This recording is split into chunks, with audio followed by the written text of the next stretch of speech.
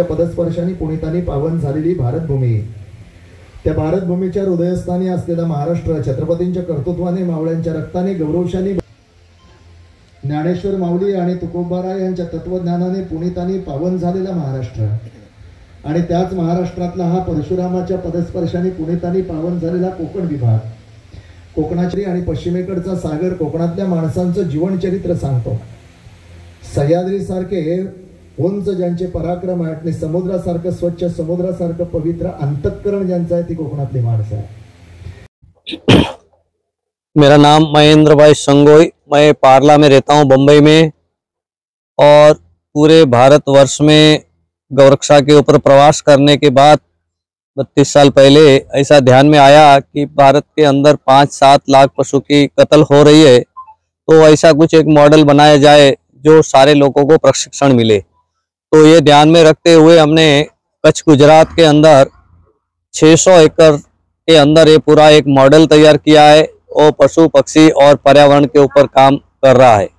और उसके वजह से पूरे भारत में से अहिंसा प्रेमी, जीवदया प्रेमी और सारे लोग अहिंसा धाम में आके प्रशिक्षण लेते हैं और पूरे हर जिले के अंदर गौरक्षा का काम बढ़ रहा है आगे। और पूरे भारत के अंदर गाय ऐसा है कि सबको जोड़ने वाली है और गाय का दूध नहीं अमृत है, और वो अमृत को आप पीने से आपकी बुद्धि सात्विक होती है, विचार अच्छे होते हैं और राष्ट्र के प्रति प्रेम भावना भी होती है। गाय का दूध एक अमृत है और पूरे भारतवर्ष के लिए उसमें कोई भावनात्मक बात नहीं है, लेकिन एक अलौकिक है चीज। और पर्यावरण और पशुधन ही पूरे भारत को अन्न दे सकता है। आदमी को जीने के लिए पूरे विश्व के अंदर भी कोई अनाज पैदा होता है तो ये गोबर से ही होता है, फिर गाय का गोबर हो या अन्य पशु पक्षी का हो। तो पर्यावरण का और पशुधन का, पक्षियों का पूरे हमारे जीवन के अंदर उसका बहुत सारा ये रहा है कि वो उनको बचाने से हम स्वयं बचेंगे, नहीं तो हमारे घर घर में कैंसर और किडनी फेल और बहुत सारी बीमारी घुस जाएगी। तो इसके लिए हमको बचने के लिए ही सबको बचाने की बहुत आवश्यकता है और हर जीव सृष्टि के ऊपर हमें काम करना है और पर्यावरण का ध्यान में रखते हुए सारा काम हमको करना बहुत जरूरी है और करना चाहिए। आपने जो 600 एकड़ में बनाया इसमें क्या क्या फैसिलिटी है? हमारे यहाँ ये जो 600 एकड़ में जो प्रकल्प बना है, तो जो अबोल पशु और प्राणी है उसकी हमने वाचा दी है। तो उनको रहने के लिए कैसी सुविधा चाहिए, पानी पीने के लिए कैसा चाहिए, उनको कैसे पेड़ को नीचे रहना चाहिए, पक्षियों को कौन से पेड़ पे क्या खाना चाहिए, वो सारी बात ध्यान में रखते हुए बहुत बड़ा तालाब बनाया है।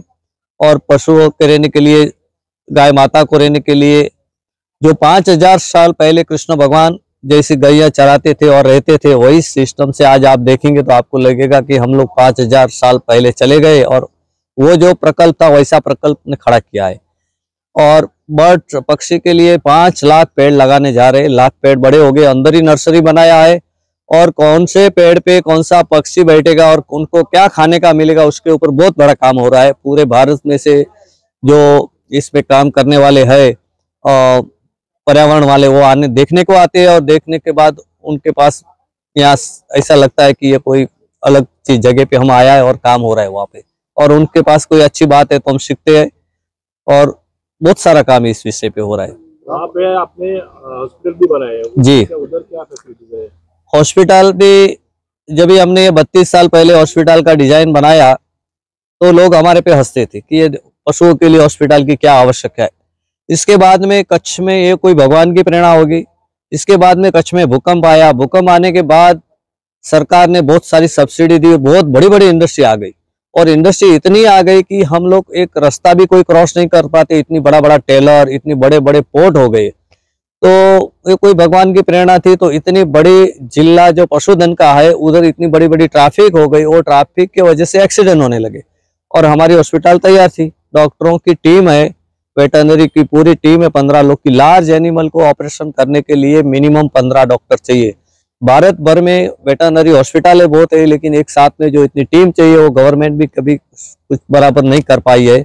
1-2 जन रहते हो तो 4 एब्सेंट रहते हैं। तो ये बड़े पशु को ट्रीटमेंट करने के लिए 10-12 लोगों की टीम रहती है। उसमें क्वालिफाइड डॉक्टर आ गए, एलआई डॉक्टर आ गए, नीचे कंपाउंडर होना चाहिए। ऐसी पूरी टीम होती है तो बड़े लार्ज एनिमल को ट्रीट करके ऑपरेशन कर सकते हैं। तो हमारे पास वेटरनरी हॉस्पिटल के अंदर एक्सरे मशीन है, सोनोग्राफी मशीन है, लैब है। पेट एनिमल के लिए 2-3 ऑपरेशन थिएटर है, बड़े एनिमल के लिए 2 ऑपरेशन थिएटर है, और 15 डॉक्टरों की टीम 24 घंटा इन हाउस रखी है। 500 बेड का आईसीयू बनाया है, देखने लायक है। और वेटरनरी कॉलेज गुजरात महाराष्ट्र से वेटरनरी कॉलेज के स्टूडेंट रहते हैं, वहाँ पे सीखने के लिए आते हैं, उनको रहने की सुविधा और सिखाते हैं। वैसा बहुत सारा प्रकल्प पशु पक्षी और पर्यावरण पे वहाँ पे चलता है। एग्जीबिशन सेंटर है बहुत बड़ा, वो भी बच्चों को आके देख के उसको आगे प्रेरणा मिलती है। तो ऐसा सारा काम अहिंसा धाम एक मॉडल की तरफ से काम कर रहा है, और ऐसा हर जिले के अंदर, भारत के हर जिले में ऐसे अहिंसा धाम बनने चाहिए, तो अपना देश का बहुत बड़ा विकास हो सकता है। आप इतना प्रोजेक्ट चलाते हैं, लेकिन ये पूरे इसका मैनेज कैसे करते हैं? आपको गुजरात सरकार आपको सपोर्ट करती है या अदर कोई जो जानकार लोग होते हैं? हाँ, हमारे सपोर्ट करते हैं? हमारे ये प्रकल्प के लिए हमारे को गुजरात सरकार तो थोड़ा बहुत कुछ सब्सिडी वगैरह आती है तो देते हैं, कोई कोई अभी थोड़ी मिल रही है इस टाइम, नहीं तो बहुत कम मिलती है। लेकिन हमारे दानवीर दाता हो, जैन समाज है, पटेल समाज है, जो फॉरेन वाले लोग है, और बहुत सारे लोग ऐसा प्रकल्प देख के लोग बोलते हैं कि मंदिरों में बहुत पैसा डाला। अभी लाइव जो मंदिर है, जीव जंतु और पशु पक्षी जहाँ पे रह रहे हैं असंख्यता, एक पेड़ रहता है, एक पेड़ के अंदर हजारों लाखों जीव जंतु रहते हैं।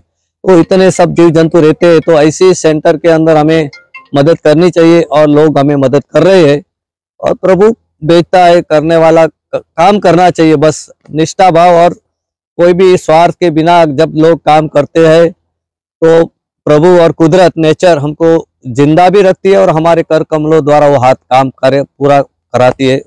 प्रभु की भी बहुत सबड़। लेकिन गुजरात में इंडस्ट्री काफी पैमाने पर बड़ी इंडस्ट्री आ रही है जी, भूलता है ही, तो आपको क्या लगता है कि देखो इंडस्ट्री जब आती है गुजरात या पूरे भारतवर्ष में, तो मैं एक आपको बताऊंगा कि पूरे विश्व की बात आपको 1-2 मिनट में बता सकता हूं कि उसके ऊपर भी हमने बहुत पर्यावरण के ऊपर काम किया, तो इसका इंडस्ट्री आना हमारे विषय के अंदर बीच में आ जाती है। जो इंडस्ट्री आ रही है भारत सरकार के अंदर डेवलप करने, विकास होता है तो विनाश होता ही है, लेकिन ऐसा विनाश न होए कि जहाँ आदमी को डायरेक्ट इफेक्ट करे। बहुत सारी कंट्री के अंदर जो आदमी को डायरेक्ट जो नुकसान करती है, जो कैंसर होता है और बहुत सारी बीमारियां होती है ऐसे, उसके पानी से उसका कोई कचरा का निकास नहीं है, ऐसी इंडस्ट्री बहुत सारी कंट्री में बैंड है। वो हम भारत सरकार वो विनंती करेंगे कि ऐसी इंडस्ट्री हमारे भारत में भी ना लाए। हमारी जो खेतीबाड़ी की इंडस्ट्री है वो बहुत बड़ी इंडस्ट्री है, आप उसको ज्यादा ध्यान दें कि उसमें से अनाज पक के हम पूरे विश्व में सप्लाई करें, जो नेचर को भी फायदा होगा, लोगों को भी फायदा होगा, और कोई हॉस्पिटल नया बनाने की जरूरत नहीं पड़ेगी। वो इंडस्ट्री एग्रीकल्चर इंडस्ट्री को डेवलप करना बहुत जरूरी है। और दूसरा नुकसान हो ऐसे इंडस्ट्री के लिए तो मैं, क्योंकि हवा में भी बहुत नुकसान होता है और बहुत सारा नुकसान होता है, पॉल्यूशन का भी बहुत काफी। अभी जहाँ जहाँ गाँव में से छोड़ के लोग सिटी में जा रहे हैं और इंडस्ट्री एरिया में जा रहे हैं, उसको ऑक्सीजन की जो मात्रा चाहिए वो ऑक्सीजन ही नहीं है, फिर हार्ट अटैक आना और बीमारी होना वो बहुत बढ़ रहा है। तो उसके ऊपर भी रोक लगानी जरूर रहती। कोई भी रेलवे स्टेशन पे बड़े सिटी में आप उतरो, दोनों साइड आप देखेंगे तो मेडिकल का दुकान और हॉस्पिटल दिखेगी आपको किलोमीटरों में। तो वो सारी ध्यान में रखते हुए, पर्यावरण को ध्यान में रखते हुए हम लोग सब करेंगे तो देश का भला होगा, लोगों का भला होगा, आने वाली पीढ़ी का भी भला होगा। आप सरकार से उम्मीद करते हैं क्या एग्रीकल्चर इंडस्ट्री बढ़ेगी या रिफाइनरी अन्य प्रोजेक्ट आते हैं बड़े बड़े? आप पत्रकार मित्रों है, हमको अपनी बात तो रखनी चाहिए, अच्छी बात है वो तो किसी न किसी को तो बोलना ही पड़ेगा कि क्या अच्छा है। तो लोग आज नहीं तो कोई अच्छे ऑफिसर लोग भी सुनेंगे, सरकार भी सुनेगी, कुछ अपने को भी वो काम तो चालू करना पड़ेगा। आपने जो पत्र बनाया है जी, सुना है उसमें पानी का बहुत अच्छी तरह से आपने नियोजन किया है। हाँ, पानी का भी कैसा हुआ कि हमने किसी से सीखा कि कच्छ में बोलते अकाल है, गुजरात के अंदर पानी बारिश कम होती है, लेकिन हम किससे सीखा और हमारी ईश्वरी कृपा तो हमारे साथ जुड़ी हुई है। हम वो लगभग 22-25 साल पहले ये तालाब किसी के हाथ से जो बनाया, वो भी कोई भगवान ही थे। तो अभी तक एक टाइम पानी हम साफ करने के लिए खाली किया था, बाकी कभी 3-4 साल बारिश नहीं हो गई तो भी 30-35 एकड़ में 25 फुट डेप पानी रहता है। हमारे पशुधन को वही बारिश का पानी पीने को मिलता है। बर्ड्स वाले कितने भी बर्ड्स आते, पक्षी आते, अलग अलग माइग्रेट होके फॉरेन से भी आते, उनको भी ये पानी मिलता है। तो ये तो कुदरत की चीज है, कुदरत देने वाले तो हजारों हाथ देने वाले हैं। और पानी रहता है, पानी अगर नहीं गिरेगी तो भी पानी रहता है, पुष्कळ पानी रहता है। ऐसा दरिया के मोजे के जैसा आपको दिखने को मिलेगा हमेशा के लिए, और रहता है। और उसकी प्रेरणा लेके लोग अभी बहुत बना रहे, सब जगह तालाब बना रहे, ऐसे वन बना रहे। और वन भी हम बोलते हैं कि आप पेड़ डालो, रास्ते पे जो पेड़ डाल रहे भारत वर्ष में पूरे में, वो अनाथ पेड़ है। क्योंकि वो अभी 30 फुट का रोड है, वो 30 फुट के रोड के बाद में 10-12-15 फुट छोड़ के पेड़ लगाते हैं। जब पेड़ की लाइफ होती है 80-90-100 साल की, जब वो पेड़ युवान होता है 10-20 साल के बाद, जब रोड वाइंडिंग होता है, वो बीच को कटना पड़ता है। तो हम बोलते हैं कि ये अनाथ पेड़ को भी आप संभाल के कोई ऐसी जगह पे लगाओ कि 100-200-300 साल उधर, भले कम एकड़ में लगाओ, 4 एकड़ 5 एकड़ 2 एकड़ में जंगल बनाओ, वो जंगल भी बहुत काम आएगा, बर्ड्स को भी बहुत काम आएगा, सब जीव जंतु को काम आएगा। वैसा प्रकल्प सब जगह बनाना चाहिए तो अच्छा रहेगा। पूछने वाला था, आपने जो बड़ा प्रोजेक्ट बनाया है जी, और आपकी प्रेरणा से गुजरात में और महाराष्ट्र में कितने प्रोजेक्ट अभी चल रहे हैं, या आपका गाइडेंस मिल रहा है, क्या लोगों को क्या करना चाहिए इसके बारे में? आप उनको क्या सजेस्ट दें? हम लोग उसकी हर साल के अंदर 2-2 दिन का सम्मेलन रखते हैं। पूरे भारत में से, वर्ष में से लोग इस विषय में जिसको रुचि है, पर्यावरण में, पशुधन में और पानी में और गोबर के अंदर, उसके ऊपर भी काम कर रहे हैं। तो वो लोग सब इकट्ठा होकर 2 दिन हमारे साथ आते हैं। अच्छे अच्छे वक्ता रहते हैं, अच्छे अच्छे एक दूसरे दिन सम्मेलन रहते हैं, 4 सेशन रहते हैं।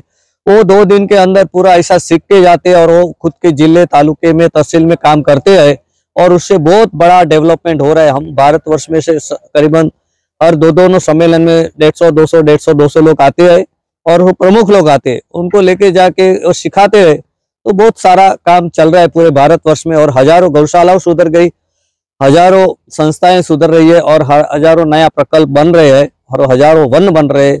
तो आने वाले दिनों में मेरे को लगता है इससे बहुत बड़ी प्रेरणा मिलेगी और बहुत काम हो रहा है। एक प्रश्न यानी आपका थोड़ा विशेष है, आपके यहाँ एक गोपाल नाम का नंदी था अभी जी, इसके बारे में कुछ बताएंगे? हमारे गोपाल नाम का नंदी जो था हमारे पास करीबन 22-25 साल 30-23 साल पहले आया हमारे पास। उसके हॉर्न्स इतने बड़े थे, ओम आकार था, शिवलिंग था बीच में, आप देखेंगे तो। और वो कोई लक्की बैल रहेगा, उसको लिम्का बुक में नाम आया, Guinness book of world record मिला और उसका फॉरेन में टी-शर्ट बना के गोपाल नाम के लोग पहन रहे। तो गोपाल भी, उसका फिर हमने मंदिर बनाया और मंदिर जैसा बनता है, करोड़ों जैसे मंदिर के अंदर लोखंड स्टील नहीं वापरा जाता है, ऐसा ये गोपाल का उधर समाधि किया है मृत्यु के बाद और उसका गोपाल मंदिर भी बना है। और उससे भी बहुत लोगों को प्रेरणा मिलती है कि एक भारत के अंदर ऐसे बैल का एक अच्छा मंदिर बना और उसकी प्रेरणा और उससे भी आने वाले दिनों में बहुत सारा लोगों को जानकारी नया पीढ़ी को मिलेगा, ऐसा हमारा सोचना है। धन्यवाद। वंदे गौ मातरम। जय हिंद। घेऊ आणि आपण इथे साम्राज्य स्थापित करू। दुसरी गोष्ट त्यांनी सांगितली, इथले गुरुकुल नष्ट करायचे आहे। गुरुकुल नष्ट करण्यासाठी त्यांनी त्यांची शिक्षण पद्धती थोपवली, त्याला आपण लॉर्ड मेकॅले शिक्षण पद्धती म्हणतो। आज आपण स्वातंत्र्य येऊन जवळपास 75वा गणतंत्र दिवस काल 26 जानेवारीला साजरा केला आहे आणि 75वा गणतंत्र दिवस साजरा करून ह्या दोन्ही गोष्टीची अंमलबजावणी आजपर्यंत झालेली नाही। आपल्या भारतामध्ये फार महान गोभक्त होऊन गेले ज्यांनी हा लढा चालू ठेवला।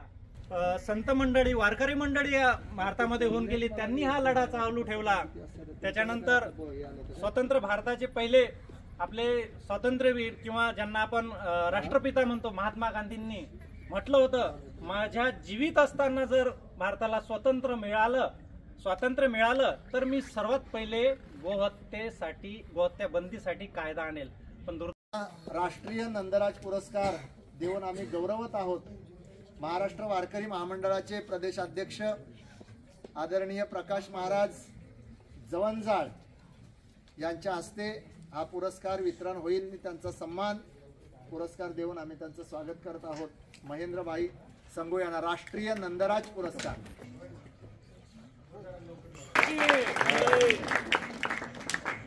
आम्हाला ते पुरस्कारांना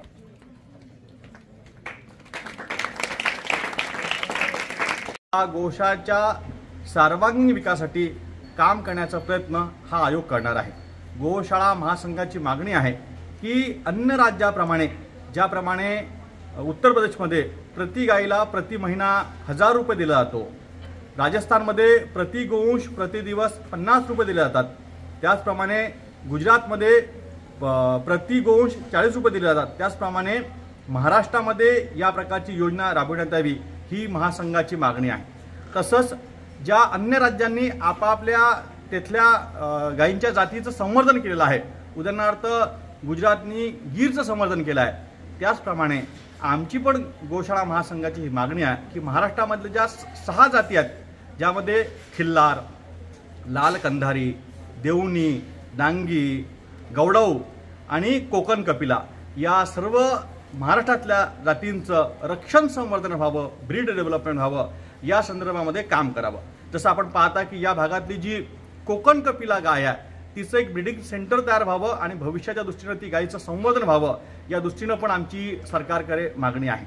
त्याचबरोबर गायीचं जे पंचगव्य आहे, गोबर, गोमूत्र, दूध, दही, तूप यापासून विविध प्रकारचे उत्पादन तयार करणाऱ्या ज्या काही गोशाळा असेल, संस्था असेल, त्यांचं सक्षमीकरणाचं काम पण सरकारने करावं, ताकी सरकार ज्या आज आपण पाहतो कोरोनाच्या कालखंडामध्ये मोठ्या प्रमाणावर या वस्तूंची मागणी वाढली आहे आणि म्हणून पंचगव्य उत्पादनामध्ये या सगळ्या उत्पादन करावं, त्याची प्रशिक्षण व्हावं ही सरकारकडे गोशाळा महासंघ म्हणून आम्ही मागणी करत आहे. त्याचबरोबर भविष्यामध्ये खूप मोठ्या प्रमाणावर रासायनिक खाद आणि कीटकनाशकाचा वापर शेतीमध्ये होत असल्यामुळे आज आपली महाराष्ट्रातली शेती मोठ्या प्रमाणात बंजर होत चाललेली आहे.